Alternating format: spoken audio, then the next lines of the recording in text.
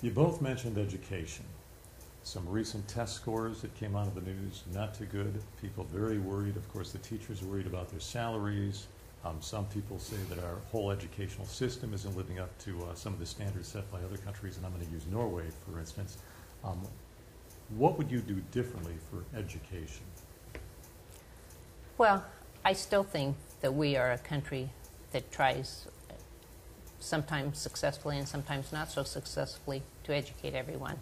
I think that that does involve money. I think that it involves having adequate teachers, teachers that are well trained, and having enough teachers. When I was the director of the Mercy Kids program, we would bring through kids from every grade school, parochial school, through the tours.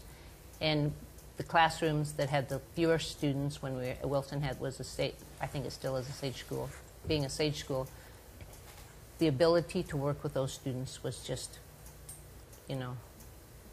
astronomical. The things that they could learn in a smaller setting was just beneficial. And I think it is imperative in the earlier grades that there be just smaller classrooms. You talked about quality teachers, and you also did mention it takes money, but when it comes to gauging the success or quality of a teacher, do you have a plan for that? How do we do that? Well, I just had this discussion yesterday that we're going probably through a process. How will teachers be evaluated? I mean, that's just going to come. That will be such a hard concept to put your hands around. What will it look like? I mean, we're starting with kids from all walks of life. We're talking about kids that have support and not support at home. And then you're asking the teacher to amalgamate all that and come out with a product that's just, it's not the same as being in a private industry.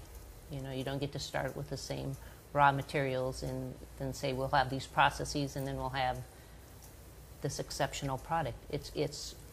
We can start with some of the programs that teachers go through to teach to different, different social economic groups, but you still have such different raw materials coming into the classroom. A lot of concerns about education, obviously, education funding, obviously the quality of teachers, how we maintain them in the classroom. What are your thoughts? Well, after the budget last spring, I walked through and toured the majority of the elementary schools in Janesville, and I toured the middle schools, and I also toured the high schools. And I agree with Deb, is that we need to work with the kids in the elementary schools, because that is the habit forming, and that if we can form good habits with the kids in the elementary schools, they're going to hold those habits hopefully when they move to the middle schools and the senior schools or the high schools. They're not going to fall through the cracks, dropping out of college or dropping out of high school, and then not being productive citizens in our community. And that's what education's all about. So one of the things that teachers had talked to me, and they said we need to hold parents accountable for these kids that they send us to in our schools.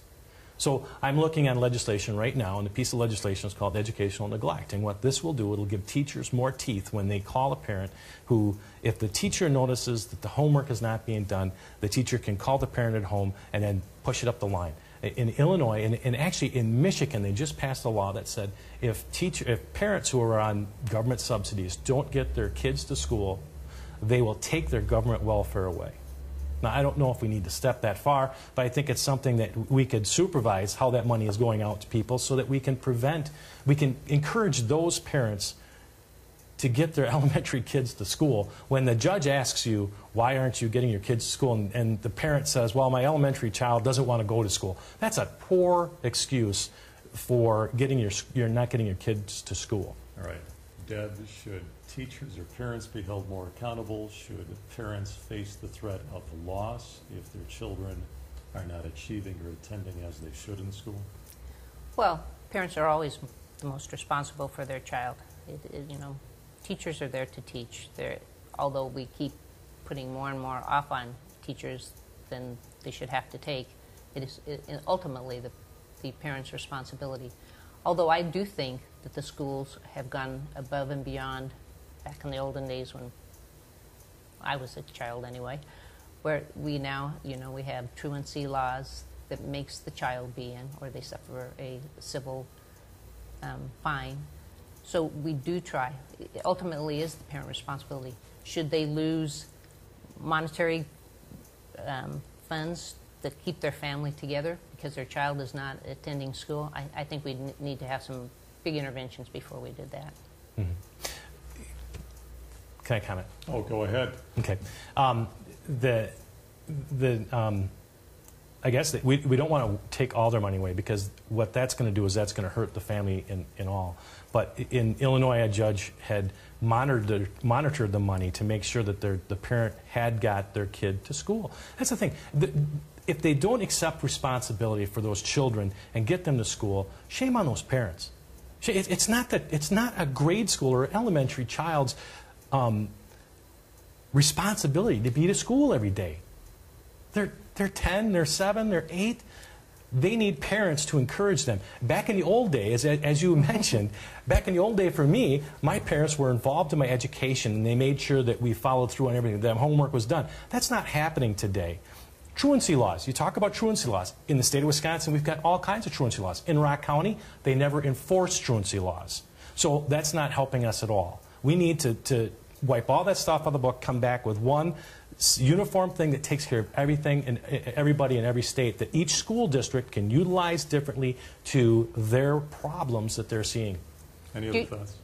Well, yeah. Do you ever get concerned when you're arguing the side that you want less government, that now you want to control kind of a nanny state for schools? I'm not telling the parents how to educate their children, Deb. What I'm telling them is that you need to participate in their education. If you are getting you're getting free schooling.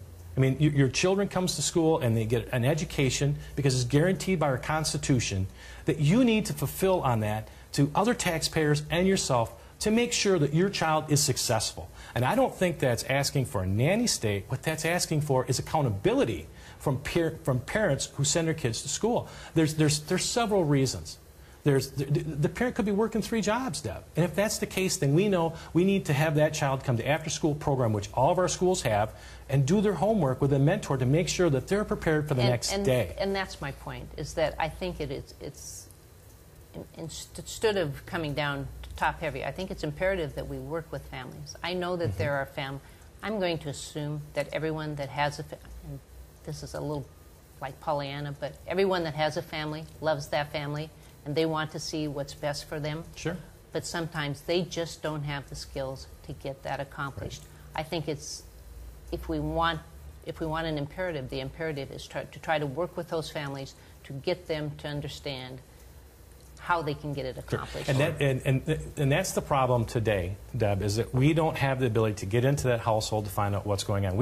The teachers don't have that ability to find out why that child is falling behind. This piece of legislation will allow them. It'll go up from the principal. I mean, the last step would be in front of a judge where they take away any welfare or anything that they're getting. But the thing is we need to bring parents into teacher conferences once a year.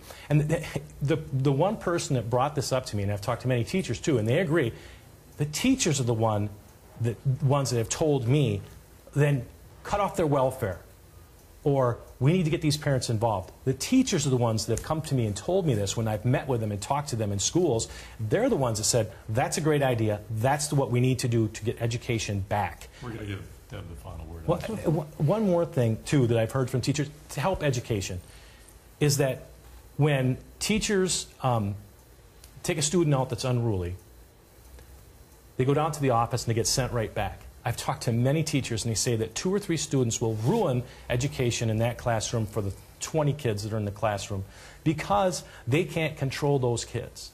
Those kids, now that No Child Left Behind has been waived in the state of Wisconsin, those kids need to be taken care of separately so that they're not interfering with the education of the 25 or 20 kids that the teacher is educating. That's a big step to improving education. Obviously, Natasha, I'm going to give you the last chance to... Well, I agree that teachers are our line of defense in education, and therefore we should be very supportive. I totally agree with you on that. Should be very supportive of them. They are not the privileged elite.